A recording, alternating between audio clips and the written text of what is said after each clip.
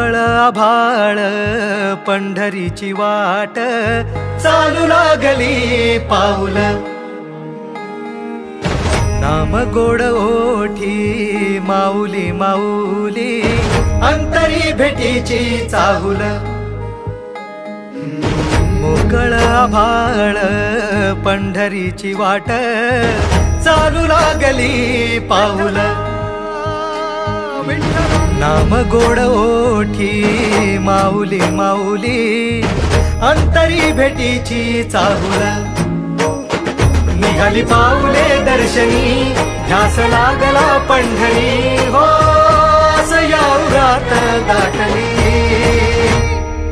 विठुरायाची पंढरी नगरी ही वारकऱ्यांचे तीर्थक्षेत्र म्हणून प्रख्यात आहे। दरवर्षी आषाढी एकादशीला अनेक वारकरी तहान भूक हरवून विठ्ठलाच्या भेटीसाठी पंढरपूरला जातात। विठ्ठलाच्या पायावर डोके ठेवून वारकरी नतमस्तक होतात आणि त्यांची वारी सफल झाली असं मनोमनी म्हणतात।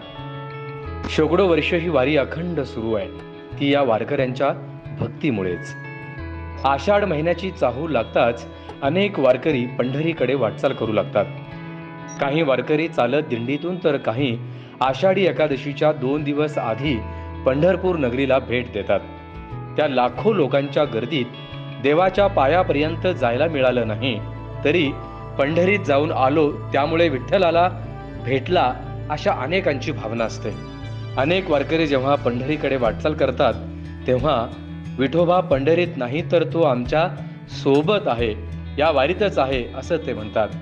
कारण त्यांना वारीत देव भेटतो, त्यामुळे वारीत भेटणारा प्रत्येकाला ते माऊली माऊलीच म्हणतात।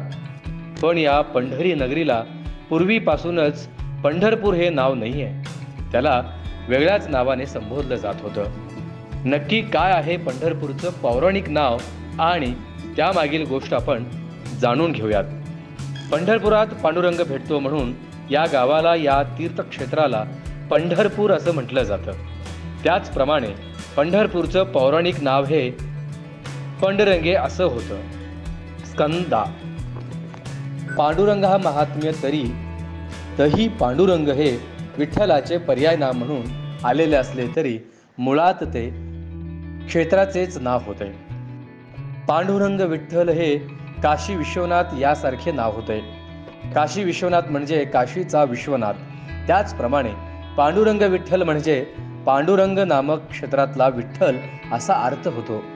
परंतु ज्याप्रमाणे तिरुमैले व्यंकटेश यातील तिरुमैले हे व्यंकटे क्षेत्राचं नावही आहे, पुढे व्यंकटेश भक्तांच्या मनकोशात व्यंकटेशाचेच एक पर्याय नाम म्हणले आणि व्यंकटेशाच्या भक्ती क्षेत्रात अनेकांनी तिरुमल म्हणजेच तिरुमल नायक, त्रिमल अशी विशेष नामे मोठ्या श्रद्धेने व्यक्तींना देण्याची प्रथा चालू ठेवली। त्याचप्रमाणे पांडुरंग विठ्ठल या नावातील पांडुरंग हे क्षेत्रवाचक पूर्वपद पुढे देवाचे म्हणजे विठ्ठलाचे एक अत्यंत लोकप्रिय पर्याय नाम बनले। स्कांद पुराण आणि पांडुरंग महात्म्य पांडुरंग क्षेत्र आणि पुंडरीक क्षेत्र अथवा पौंडरिक क्षेत्र असे नामक्षेत्रे झालेली आहेत। पाद्य महात्म्य 1 आणि 2 या क्षेत्राची दिंडीवरण, लोहदंड क्षेत्र, लक्ष्मी तीर्थ आणि मल्लिकार्जुन अशी ही नावे आलेली आहेत। ही नावे पंढरपुरातील काही स्थानांच्या, भागांच्या आणि लक्षणीय देवतांच्या परिसरांचे महत्त्व नोंदवणारी आहेत। या नावांचे आणि त्यांच्याशी निगडीत असलेल्या कथांचे स्पष्टीकरण योग्य त्या संदर्भात आपणास क्रमाने मिळत राहणार आहे। पांडुरंग क्षेत्र आणि पौंढरी क्षेत्र ही 2च नावे संपूर्ण पंढरपूर क्षेत्राची नावे म्हणून वापरली गेली आहेत। पंढरपुरातील आणि पंढरपुराविषयक शिलालेखात पांडुरंगपूर, पौंढरी क्षेत्र, पांढरीपूर अशी या क्षेत्राची नावे आलेली असले तरी होयसळ वंशीय वीर सोमेश्वर यादव यांच्या लेखात कन्नड आणि संस्कृत अशा 2 भाषांमध्ये पंडरंगे असे नाव योजले आहे। हेच या क्षेत्राचे मूळ नाव आहे आणि ते हिप्परगे, सोन्नलगे, कळबरगे इत्यादी कन्नड ग्रामनामाप्रमाणे पंढरपूरचे कानडेपण स्पष्ट करणारे आहे। यात मुळीच संशय नाही। पंढरपूर या विठ्ठलाच्या क्षेत्राचे पंडरंगे हे मूळ कन्नड नाव असल्याचा हा अभिलेखीय पुरावा आहे. हा पुरावा असे स्पष्टपणे सिद्ध करतो की पांडुरंग, पांडुरंग क्षेत्र, पांडुरंगपूर, पौंड्रिक क्षेत्र, पुंडरीक इत्यादी सर्व शब्द आणि त्या शब्दांतून सूचित होणाऱ्या धारणा पंडरंगेतून उगम पावल्या आहेत. विठ्ठल क्षेत्र असलेल्या पंडरंगेच्या संस्कृतीकरणाने जशा पुंडलिकाला जन्म दिला होता तसाच पांडुरंग या क्षेत्रनामालाही जन्म दिला होता. आज आपण पांडुरंग हे विठ्ठलाचे पायर नाम मानतो, परंतु प्रारंभी काही काळ तरी ते पंडरंगे या क्षेत्र नामाचेच संस्कृतीकरण झालेले पर्याय नाम होते. पांडुरंग क्षेत्र, पांडुरंगपूर ऐवजी केवळ पांडुरंग एवढीच संज्ञा पंढरीसाठी वापरली जात होती.